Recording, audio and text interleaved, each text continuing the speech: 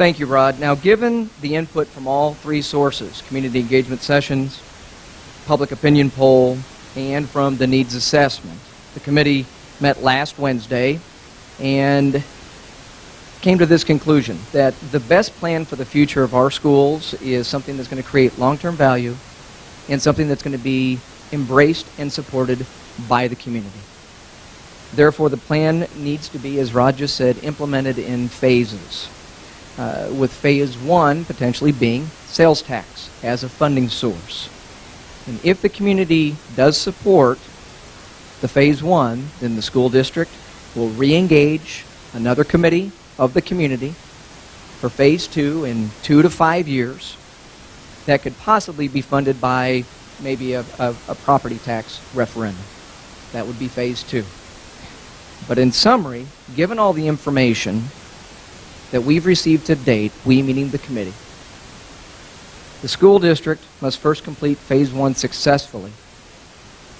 And completing it successfully would help the community build trust, help the community build respect and confidence that's needed for subsequent phases. Given that conclusion, tonight we are presenting the options for phase one. And now I'd like to turn over the presentation to Sam Johnson from BLDD Architects and Janet Chipman, one of our Facility Review Committee members. I'm going to talk about phase one and also do a review of list of pros and cons for your consideration. Thank you.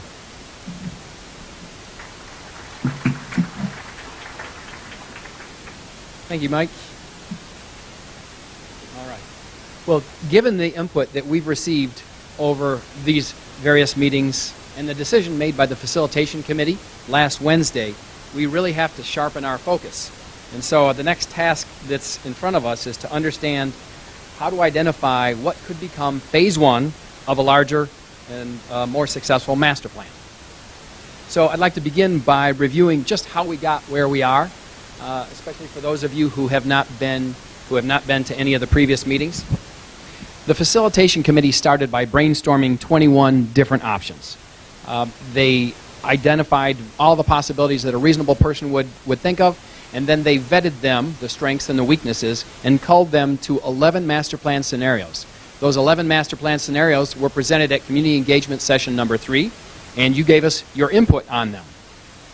On April 9th, the Facilitation Committee took your input and took those 11 and culled them down to 7 remaining master plan scenarios. Okay. All right. You recognize this chart. I think Mike presented it before. What is new is the stars. There are blue stars on 7 different scenarios.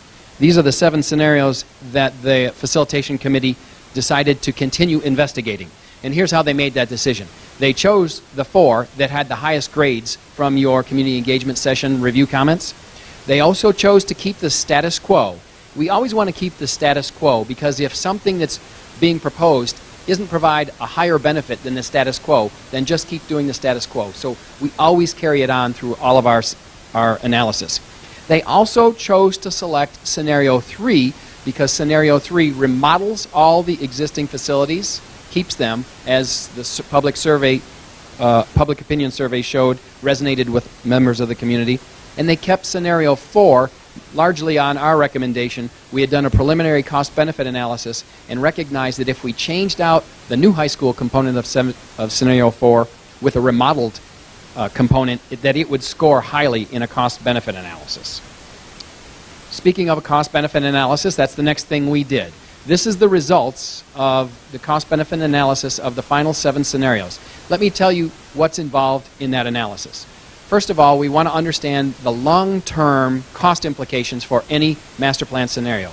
So in addition to thinking about the cost of construction or remodeling, we also want to understand what's the cost to heat and cool those buildings over 30 years. What's the cost to operate and maintain those buildings over 30 years? And finally, what's the cost to replace building components that deteriorate, reach the end of their lifespan within that 30 years? So we take those 4 costs and we project them 30 years, and that models the true cost of ownership. We think that's the important thing for you to understand. On the benefit side, we take a look at that educational facility appraisal tool that Mike talked about, and we rescore all the buildings based on the proposed configuration. So we know how they're going to score when we implement these scenarios. We take that educational adequacy, we essentially divide that numeral by the life cycle cost per square foot, and we come up with an objective, data-driven cost-benefit analysis. Essentially, it's a way to measure value, or put another way, it's a way to measure bang for the buck. And you can't see it in descending order here, so I'll tell you. Scenario A was 4A was the top scoring scenario, followed very closely by scenarios 11, 6, 2 was next, 10 was next, and then lagging behind was 3, and scenario 1 is the status quo. So that's the one that says we're just going to keep our buildings and we're going to continue to just maintain them in conformance with codes. What that's showing is that that's the least valuable, the least bang for the buck for the school district. The other thing we wanted to remind ourselves is what's the funding opportunity for Phase 1? And since Phase 1 is likely, based on the information that we've gathered to this point, to be the result of a sales tax, then we want to use this $24 million as the limit to what we think we can do. You'll recall, if you were here at a previous community engagement session, we had this number a little higher, but we think it's best to be conservative so that we're not over-promising and under-delivering. So finally, how we answered the question of what options to show as Phase 1. So here are the parameters that went into the selection of the things that you're going to be asked to give feedback on today. Number 1, we wanted to make sure that anything that we showed you was a component of the 7 highest scenarios. So everything that you see is something that's made it through the process based on your selections. We also wanted to make sure that it was in the funding limitations. That makes perfect sense. But not only that, it also has to leave, whatever construction project is considered, has to leave enough money to cover the highest priority issues for the remaining facilities. We can't just focus on one building. We are maintaining many more than that. And then finally, whatever options that we're going to present as Phase 1 possibilities have to be the result of the input that you've generated and the information that we've gathered from the public opinion survey. So we've taken all that input and we've identified 5 different scenarios that will allow the district to take their first steps down a plan to educational facilities excellence, knowing that you can do these projects and come up in the development of an overall master plan that provides significant value and improvement over the status quo. They all do this differently, though, with different sorts of flexibilities and different goals, and so that's why we're presenting them to you today for your review. So what I'd like to do is I'd like to ask Janet to come join me. I'm going to give a brief description of the 5 options, and then she's going to review, if I can get this on, good. She's going to review the pros and cons of each. So option A is the construction of a new 7-8 facility on the existing Turner site. So what you can see up here on the diagram on the right is that a new 7-8 facility would be built on the practice field. When it was built, this facility would be constructed. So essentially you'd have the same number of students, the same grade alignment going on the Turner Junior High site. So it would be a 21st century facility.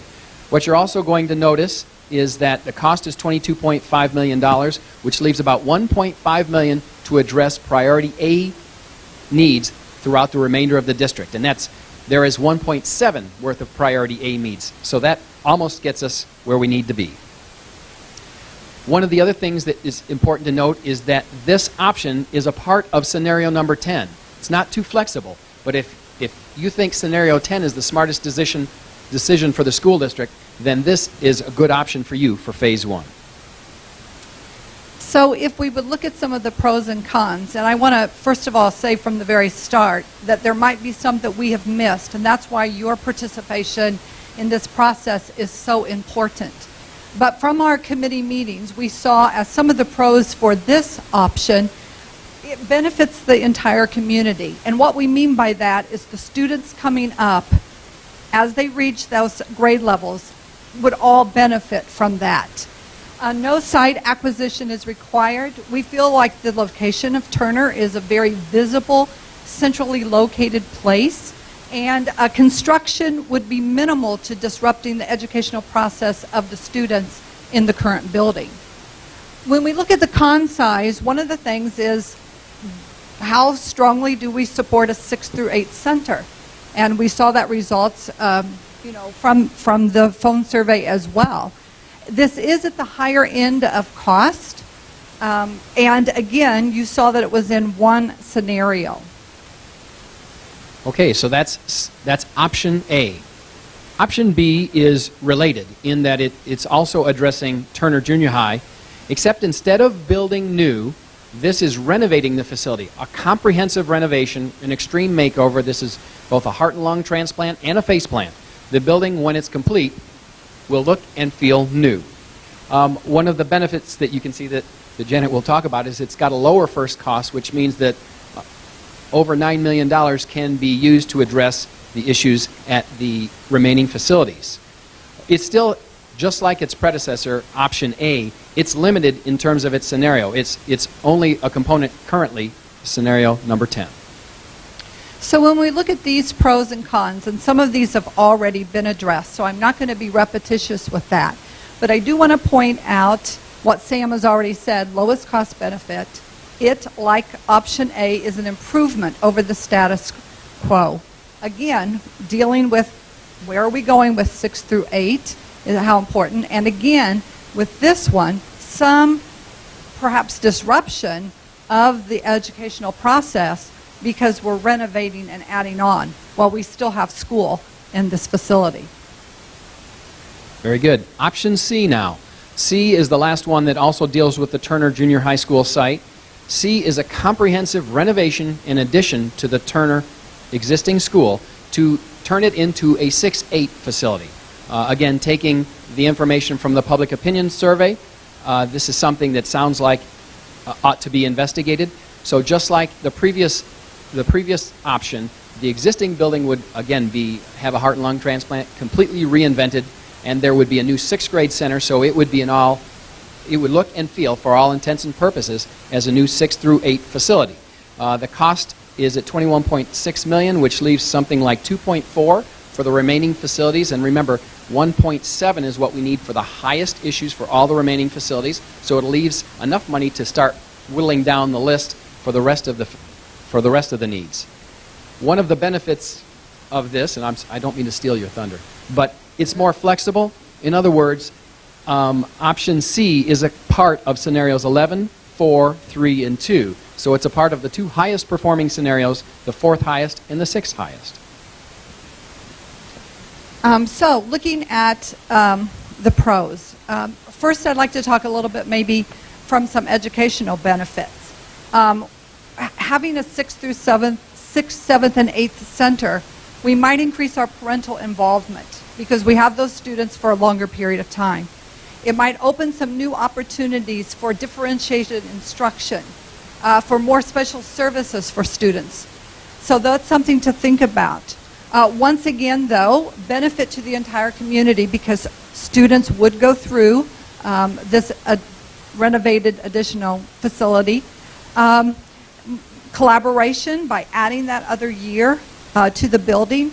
And something that we talked about in committee is this might allow kindergarten to go back to home schools and pre-K to even attend at central office. Looking at the con size, we are, of course, increasing student enrollment on a limited site. And slight increase in operating cost, and I think Sam did a good job of giving you some figures there as well. Construction required to be phased in with students while on site. Thank you, Janet. On to option D. Option D is the first one, the only one that addresses needs at the elementary grade levels. Option D creates a new K-5 center for half of the student population. And let me tell you our understanding or expectation of how this would actually be implemented. In our understanding of this building would be constructed, all of the remaining facilities would still remain in use until some time that the district decided it would be time to consolidate. Maybe that would be with phase 2. But that's our understanding of how this would be initially proposed. So one of the things that means is that we're operating more facilities than we need at the time. You'll also see that it's the highest cost of all of the options to be considered, leaving 1.1 to try and work and address $1.7 million worth of needs. And also, it's not very flexible, but it is a component of the highest cost-benefit scenario, master plan scenario. 4A has the highest cost-benefit, and it's a component of that scenario. So I think that when we look at a new K-5 center, that would be serving half of our student population of that. You know, one strength would be educational collaboration, allowing, again, for greater diversity in student needs and increased student services. Again, improvement over the status quo. So I want you just to notice that that's always there. Construction would not disrupt education because it would be on a new site. But again, looking at the con side of this, it would require a site acquisition. Sam's already talked a little bit about the limits for maybe future planning. One thing that I think we need to point out very strongly here is that it's only benefiting 1/2 of the population. So, you know, determining, you know, where that site is in that half of population. And again, where are the 6th graders going to go as that transition maybe is made to a K-5 center? Thanks, Janet. The final option, option E, deals with the high school. So we've had some options dealing at middle school, one at elementary, and the final one is at the high school. And at the high school, this option says we're going to do all priorities A through D at the high school, all priorities A through D at the high school from the physical needs assessment. We're also going to make renovations to make this 21st century ready, which means we're going to do some interior remodeling to provide flexibility. This is not the heart and lung transplant that we've talked about at Turner, because this facility is in much better condition. You can see that at 14.7, this leaves over $9 million to allow you to address all of the needs, or to address the needs at all of the remaining facilities. And it is the most flexible of all of the options in that it's a component of all of the top 6 options. So again, looking at the ones that haven't already been mentioned, lower first cost, again, no site acquisition needed. You can see the other things that Sam's already addressed, but looking at the con size, again, construction, disrupting education of the time, and maybe isn't addressing the greatest need within the district. Thank you, Janet. And so here's a summary. You should have this on your table so that you can use it to refer to it, which scenarios, which options are part of which scenarios, and the description of the options. If I could ask Rachel to come up. The last thing that I'd like to do is to help people understand what we mean by a comprehensive renovation. Sometimes people have a hard time imagining that a renovation can be an acceptable solution to building new. And we want people to realize that whether it's new, whether it's renovated, you can have a wonderful facility. So we want to show you a case study. I don't know how many of you are familiar with Eisenhower in Decatur, Illinois, but essentially it was a factory for education. You know, just a building constructed in the 50s, very, very monumental, if you will, not relating to the human scale.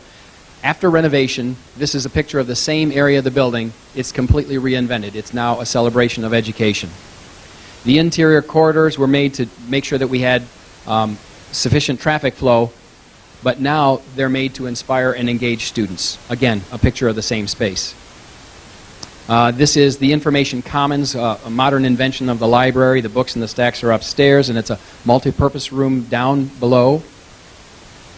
This is the upstairs. This is that's a media bar where students can bring their laptops. They're going to go to one-to-one computing and work on projects in groups individually. And the classroom, the basic unit of education, has been reinvented to be something that's really confining to something that's flexible and can allow teachers and students to learn and to teach differently.